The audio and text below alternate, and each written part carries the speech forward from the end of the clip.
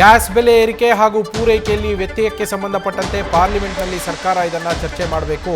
ಇವತ್ತಿನವರೆಗೂ ಚರ್ಚೆ ಮಾಡೋದಕ್ಕೆ ಅವಕಾಶವನ್ನೇ ಕೊಡ್ತಾ ಇಲ್ಲ.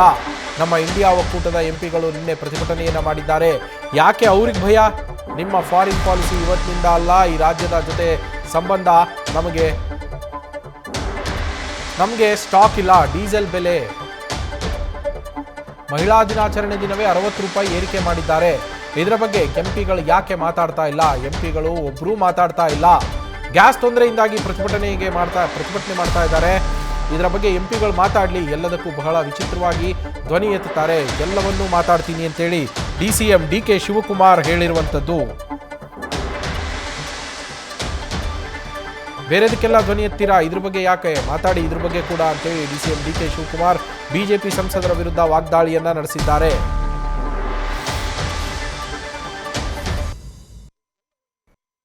ಪಾರ್ಲಿಮೆಂಟ್ ಅಲ್ಲಿ ಸರ್ಕಾರ ಇದನ್ನ ಚರ್ಚೆ ಮಾಡಬೇಕು.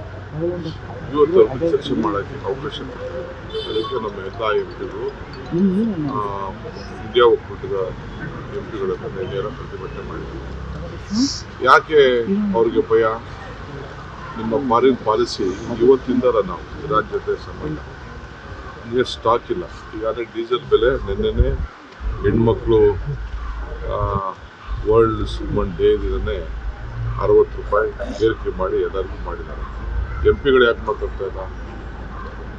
ಎಂಪಿಗಳು ಒಬ್ಬರು ಮಾತಾಡ್ತಾ ಇಲ್ಲ. ಈ ಗ್ಯಾಸ್ ಬೆಲೆದು ಗ್ಯಾಸ್ ತೊಂದರೆ ಆಗಿರೋದು ಈಗ ಎಲ್ಲ ಸ್ಟ್ರೈಕ್ ಮಾಡ್ತಾರಲ್ಲ, ಎಂಪಿಗಳು ಅದ್ರ ಬಗ್ಗೆ ಮಾತಾಡಲಿ. ಎಲ್ಲದಕ್ಕೂ ಧ್ವನಿ ಎತ್ತಾರೆ, ಬಹಳ ವಿಚಿತ್ರವಾಗಿ ಧ್ವನಿ ಎತ್ತಾರೆ. ಮಾತಾಡ್ತೀನಿ. ಅಮೆರಿಕ ರಾಷ್ಟ್ರದ ಸರ್ವಾಧಿಕಾರಿ ಧೋರಣೆಯ ಫಲ ಇವತ್ತು ಇಡೀ ಪ್ರಪಂಚದ ಎಲ್ಲಾ ದೇಶಗಳ ಮೇಲೆ ಒಂದು ರೀತಿಯಾದಂತಹ ವ್ಯತಿರಿಕ್ತವಾದಂತಹ ಪರಿಣಾಮ ಬೀರ್ತಾ ಇದೆ. ಎಲ್ಲಿ ತೈಲ ಇರ್ತಕ್ಕಂಥ ರಾಷ್ಟ್ರಗಳ ಮೇಲೆ ನಾವು ಈ ಹಲವಾರು ವರ್ಷಗಳಿಂದ ನೋಡಿದಾಗ ತೈಲ ಹೆಚ್ಚು ಲಭ್ಯ ಇರತಕ್ಕಂಥ ದೇಶಗಳ ಮೇಲೆ ಹಿಡಿತ ಸಾಧಿಸಬೇಕು ಅಂತಕ್ಕಂಥ ನಿಟ್ಟಿನಲ್ಲಿ ಅಲ್ಲಿರ್ತಕ್ಕಂಥ ಆಡಳಿತವನ್ನ ಅಸ್ಥಿರಗೊಳಿಸ್ತಕ್ಕಂಥದ್ದು, ಅಲ್ಲಿರ್ತಕ್ಕಂಥ ಮುಖಂಡರನ್ನ ಆಂತರಿಕ ದಂಗೆಯ ಮುಖಾಂತರ ಬೇರೆ ಬೇರೆ ರೀತಿಯಲ್ಲಿ ಸಮಸ್ಯೆಗಳನ್ನ ಸೃಷ್ಟಿ ಮಾಡತಕ್ಕಂಥ ಕೆಲಸವನ್ನ ಮಾಡಿ ಇವತ್ತು ಈ ರೀತಿ ಪರಿಸ್ಥಿತಿ ಪ್ರಪಂಚದಲ್ಲಿ ಸೃಷ್ಟಿಯಾಗಿದೆ. ಅದರ ಪರಿಣಾಮ ಇವತ್ತು ನಾವು ಕೂಡ ಎದುರಿಸುವಂತಹ ಪರಿಸ್ಥಿತಿಯಾಗಿದೆ. ಮಾನ್ಯ ಪ್ರಧಾನಮಂತ್ರಿಗಳು ಏನು 56 ಇಂಚಿನ ಎದೆಗಾರಿಕೆ ಇರ್ತಕ್ಕಂಥವರು ಈಗ ಏನು ಉತ್ತರ ಕೊಡ್ತಾರೆ ಈ ರಾಷ್ಟ್ರದ ಜನಕ್ಕೆ ಅಂತಕ್ಕಂಥದ್ದನ್ನ ನಾವೆಲ್ಲರೂ ಕಾದು ನೋಡ್ತಾ ಇದ್ದೀವಿ. ಯಾಕಂದ್ರೆ ಸುದೀರ್ಘವಾಗಿ ಇರ್ತಕ್ಕಂಥ ನಮ್ಮ ರಾಷ್ಟ್ರದ ಜೊತೆ ಸ್ನೇಹವನ್ನ, ನಮ್ಮ ರಾಷ್ಟ್ರದ ಸಂಕಷ್ಟದಲ್ಲಿ ಜೊತೆಯಾಗಿ ನಿಂತ ರಾಷ್ಟ್ರಗಳನ್ನ ಇವತ್ತು ಏಕಾಏಕಿ ಕೈ ಬಿಡ್ತಕ್ಕಂಥ ಪರಿಸ್ಥಿತಿ ಆಗ್ತಾ ಇದೆ. ಯಾವುದೇ ರಾಷ್ಟ್ರದಲ್ಲಿ ಆಂತರಿಕ ಅವರದೇ ಆದಂತಹ ಆಡಳಿತ ವ್ಯವಸ್ಥೆ ಮತ್ತು ಸಮಸ್ಯೆಗಳು ಇದ್ದೇ ಇರ್ತವೆ.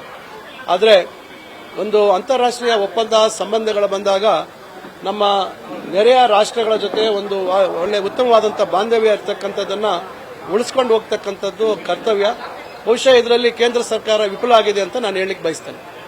ಈಗ ಬೆಂಗಳೂರಲ್ಲೂ ಕೂಡ ಸಿಲಿಂಡರ್ಗಳ ಕೊರತೆ ಆಗಿದೆ. ಹೋಟೆಲ್ ಮಾಲೀಕರೆಲ್ಲ ಕೂಡ ಹೋಟೆಲ್ ನಡೆಸಲಿಕ್ಕೆ ಆಗ್ತಾ ಇಲ್ಲ ಅಂತ ಒಂದಷ್ಟು ಆತಂಕ ವ್ಯಕ್ತಪಡಿಸಿದ್ದಾರೆ. ನೋಡಿ, ಇದು ಬಹಳ ದೊಡ್ಡ ಒಂದು ಆತಂಕದ ಪರಿಸ್ಥಿತಿ. ಕಾರಣ ಏನೇನು ಇದ್ರ ಮೇಲೆ ಪರಿಣಾಮಗಳಾಗ್ತವೆ, ಯಾವ್ಯಾವ ಅಗತ್ಯ ವಸ್ತುಗಳ ಬೆಲೆಗಳು ಜಾಸ್ತಿ ಆಗ್ತವೆ, ಸಗಟು ಸಾಗಾಣಿಕೆಯ ಮೇಲೆ ಯಾವ ರೀತಿ ಪರಿಣಾಮ ಬೀರ್ತದೆ, ಇದು ಒಂದಲ್ಲ ಒಂದು ರೀತಿ ಕ್ಯಾಸ್ಕೇಡಿಂಗ್ ಎಫೆಕ್ಟ್ ಅಂತ ಹೇಳ್ತಾರೆ. ಇದೆಲ್ಲ ದೊಡ್ಡ ಮಟ್ಟದಲ್ಲಿ ಆಗ್ತಕ್ಕಂಥದ್ದಾಗ್ತಾ ಇದೆ. ಇದಕ್ಕೆ ಕೇಂದ್ರ ಸರ್ಕಾರನೇ ಇದಕ್ಕೆ ಉತ್ತರ ಕೊಡಬೇಕು. ಮೋದಿ ಸರ್ಕಾರಕ್ಕೆ, ಕೇಂದ್ರ ಸರ್ಕಾರಕ್ಕೆ ಅಭಿನಂದನೆಯನ್ನು ಸಲ್ಲಿಸಲಿಕ್ಕೆ ಬಯಸ್ತೇನೆ. ಇದು ಅವರು ಕೊಟ್ಟಂತ ಒಂದು ಕೊಡುಗೆ ಅಂತ ಹೇಳಲಿಕ್ಕೆ ಬಯಸ್ತೇನೆ. ಮೊನ್ನೆ ಮಹಿಳಾ ದಿನಾಚರಣೆಯ ದಿನದಂದನೇ ಗ್ಯಾಸ್ ಸಿಲಿಂಡರ್ ಬೆಲೆ ಜಾಸ್ತಿ ಆಗಿದೆ. ಸೊ ಎಲ್ಲಿ ಸ್ಮೃತಿ ಇರಾನಿ ಅವರು ಎಲ್ಲೋ ಯಾಕೋ ಕಾಣಿಸ್ತಾ ಇಲ್ಲ. ಯಾಕಂತಂದ್ರೆ 10 ರೂಪಾಯಿ 50 ರೂಪಾಯಿ ಜಾಸ್ತಿ ಬೆಲೆ ಆದ್ರೆ ಪಾಪ ಬಹಳ ಬೊಂಬಳ ಹೊಡ್ಕೊಳ್ತಾ ಇದ್ರು. ಇವತ್ತು ಪಾಪ ಎಲ್ಲೋ ಕಾಣೆಯಾಗಿದ್ದಾರೆ, ಮಾಯ ಆಗಿದ್ದಾರೆ. ಏನು ಯುದ್ಧ ನಡೀತಾ ಇದೆ, ಆ ಯುದ್ಧದಿಂದ ಇಡೀ ವಿಶ್ವದ ಮೇಲೆ ಪರಿಣಾಮ ಬೀರ್ತಾ ಇದೆ. Specially diesel, petrol, gas, cylinder. ಇನ್ನು ಬರ್ತಾ ನೋಡಿ, ಇದು ಬರೀ ಶುರು ಆಗಿದೆ ಅಷ್ಟೇ. ಬರ್ತಾ ನೋಡಿ ಭಾರತ ದೇಶಕ್ಕೆ ಬಹಳಷ್ಟು ಸಂಕಷ್ಟ ಎದುರಾಗಲಿದೆ.